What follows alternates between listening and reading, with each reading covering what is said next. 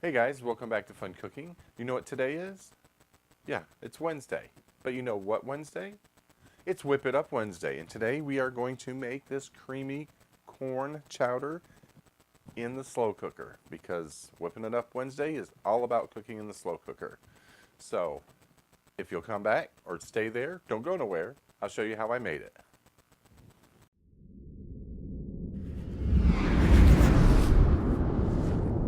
Okay guys, so the ingredients we will be using today will be some homemade chicken stock. I made this a while ago. It's been in the freezer. It's time to use it up. I have some cubed potatoes. I made mine about 3/4 to an inch in cubes.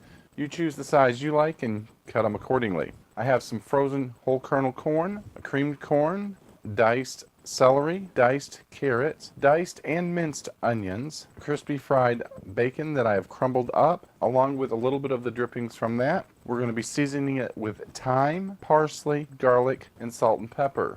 So the first thing we're going to do is take the lid off the pot. And I'm going to go ahead and put in my onions, carrots, celery, my corn,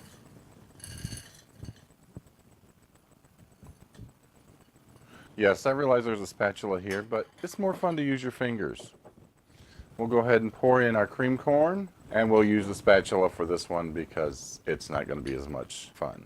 All right, I'm going to go ahead and add the bacon and the seasonings, which was thyme, parsley. You really want to spread it out more than I just did there, but it happens. We'll sprinkle in the garlic and the salt and pepper. Okay, so all I have left are these potatoes and the stock. And I need a skimmer to get these. And we have this one right here. The reason the potatoes are soaking in water that we don't need is just to keep them from turning brown. Okay, there's our potatoes. Oh, garlic's trying to get away. Let's push that in. Let's go ahead and add our chicken stock. Pour it slowly or it'll cover you. And I'm just going to give it a real quick stir. And I'm just going to drizzle just a little bit of this bacon dripping grease, fat, oil. Bad for you, but tastes so good. Right on the top. We could have put it on the bottom, but it would have just floated to the top anyways. We kind of push it in here a little bit. And I'm going to put this on high. Normally I would cook it on low, but you guys want to see this finish, and if I don't cook it on high, it'll finish when I'm at work and be burnt up by the time I get back to finish filming. So we're going to put it on high. Did I say that right? We're going to cook it on high so you can see it done right. Okay, so I'm going to let this cook for about 3 hours, then I'll bring you back and show you what the next steps are and a couple other ingredients that we haven't talked about. I'll see you in a couple minutes. Okay guys, welcome back. Our corn chowder has been cooking for about 5 hours because I got busy with other things. It looks really good, except it's a little pale and a little thin. So we are going to add some butter, not margarine. Don't use margarine. Use butter, especially when it's free. We're going to stir this butter in just a little bit. Then we're going to come back over here. And in this measuring cup, I have a can of evaporated milk. And I have about 2 tablespoons of cornstarch, which I'm going to whisk into the milk. By adding the cornstarch to the room temperature milk, we will eliminate any lumps, where if we just threw it into the slow cooker, we would definitely get lumps. I'll whisk this up really well. And then I'm going to pour it into the slow cooker. Scrape it all out. Don't waste a drop. And we're just going to mix this in. Trying very carefully not to splash it outside.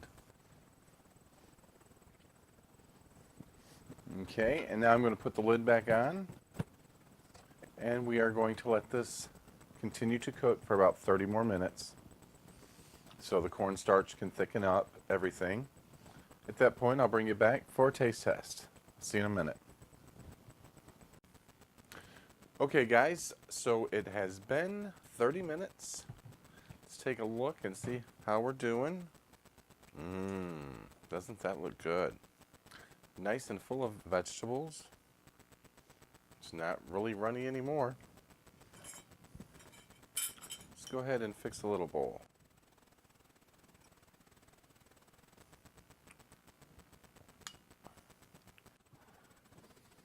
It smells amazing. This is gonna hurt.